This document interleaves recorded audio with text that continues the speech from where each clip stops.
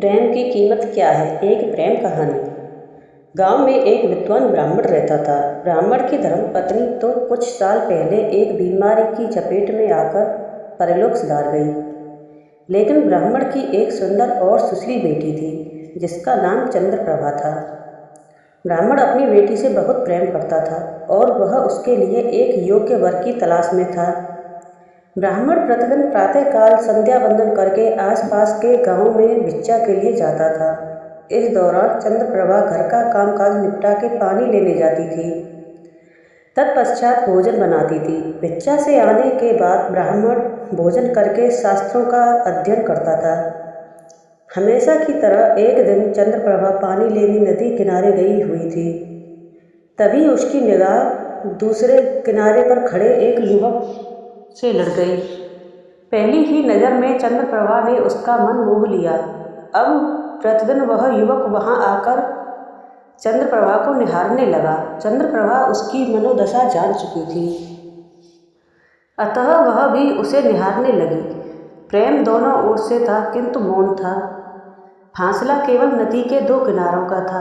अक्सर प्रेम में ऐसा होता है, जिसे हम चाहते हैं वो हमारे पास होता है, हमारे साथ होता है, लेकिन फिर भी हम उसके सामने अपना प्रेम व्यक्त नहीं कर पाते। शायद दोनों ही ओर यह उधेड़बुन चल रही होती है कि कहीं मैं ऐसा कुछ न कह दूं कि वो नाराज हो जाए। यहाँ भी शायद कुछ ऐसा ही था।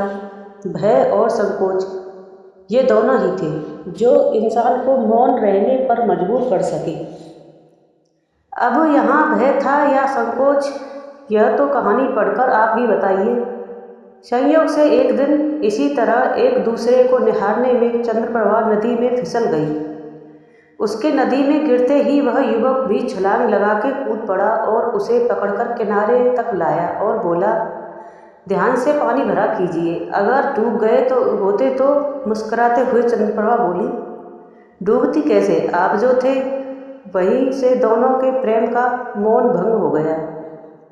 प्रेम तो था ही, किंतु चंद्रप्रभा ने मित्रता रखना ही उचित समझा। वह युवक प्रतिदिन मिलने आता, कुछ समय बातचीत करता और चला जाता था।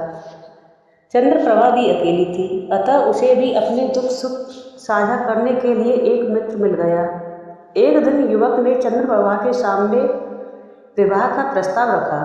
चंद्रप्रभा ने कहा, मेरा विवाह मेरे पिता के अधीन है, अतः उनसे बात करो। तो वह युवक दूसरे दिन आने की कहकर चला गया। दूसरे दिन वह चंद्रप्रभा के घर पहुंचा। जलपान करके उसने ब्राह्मण के आगे अपना मनोरथ रखा। ब्राह्मण विद्वान था। ब्राह्मण ने कहा कि क्या तुम मेरी बेटी को जानते हो? उसने कहा, हाँ मैं उत्तर दिया। ब्राह्मण ने दूसरा प्रश्न किया, क्या तुम मेरी बेटी से प्रेम करते हो? उसने इसका उत्तर भी हाँ में दिया। अब ब्राह्मण बोला, यदि तुम मेरी बेटी से प्रेम करते हो तो प्रेम की कीमत चुकाओ। यह सुनकर युवक बोला, आप जो चाहे मांग लो, मैं देने के लिए तैयार हूँ। ब्राह्मण बोला, प्रेम करते हो तो प्रेम की कीमत भी तुम्हें पता होनी चाहिए। यह सुनकर वह युवक अवाक रह गया। वह सोचने लगा कि प्रेम की कीमत क्या हो सकती है।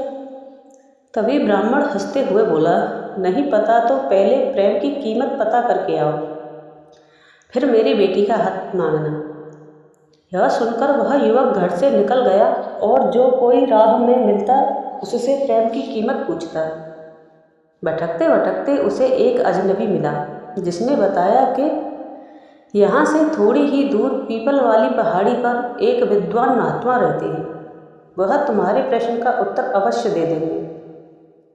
वह दिन भर चलते चलते पीपल वाली पहाड़ी पर पहुंचा। पीपल के पेड़ के नीचे महात्मा जी ध्यान मुद्रा में बैठे थे, अतः वह उनके आंखें खोलने की प्रतीक्षा करने लगा। जैसे ही उन्होंने आंखें खोली, युवक ने जाकर उनको प्रणाम किया और बोला, स्वामी जी, मुझे एक प्रश्न का उत्तर जानना है। महात्मा जी बोले, बोलो क्या प्रश्न है? तब युवक बोला, मेरा प्रश्न है कि प्रेम की कीमत क्या है?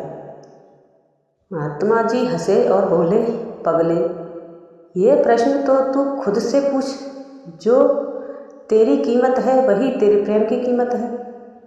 उस युवक को बात समझ नहीं आई, अतः बोला, महात्मा जी थोड़ा सरल शब्दों में समझाइए।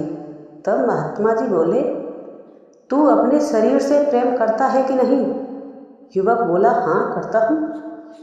महात्मा जी बोले, तो अपने शरीर की कीमत बता। तब युवक बोला, महात्मा जी कैसी बात करते हो? इस शरीर के बिना मेरा अस्तित्व ही क्या है? मेरे लिए यह अमूल्य है, मैं इसे नहीं बेच सकता। तब हंसते हुए महात्मा जी बोले, यही तेरे प्रश्न का उत्तर है। प्रेम भी अमूल्य है, प्रेम की कोई कीमत नहीं होती, प्रेम का कोई सौदा नहीं किया जा सकता। जहाँ प्रेम होता है वहाँ कुबेरों के खजाने भी खाली पड़ जाते हैं। तो फिर तू क्या चीज़ है जो प्रेम की कीमत चुकाएगा? जिस प्रेम की कीमत होती है वो प्रेम नहीं सौदा होता है। युवक को उसका जवाब मिल चुका था। खुशी खुशी वह चंद्रप्रभा के घर गया और ब्राह्मण को प्रेम की कीमत बताई और प्रेम की कीमत चुकाने के अपने घमंड के लिए क्षमा मांगी और बोला, हे ब्राह्मण, प्रेम तो अमूल्य है, किंतु आपकी बेटी के प्रेम में मैं स्वयं को चुकाने के लिए तैयार हूँ। ब्राह्मण को युवक के सच्चे प्रेम पर विश्वास हो गया। उसने अपनी बेटी और उस युवक दोनों की शादी करवा दी। शिक्षा। प्रेम अमूल्य है, इतना ही काफ़ी है।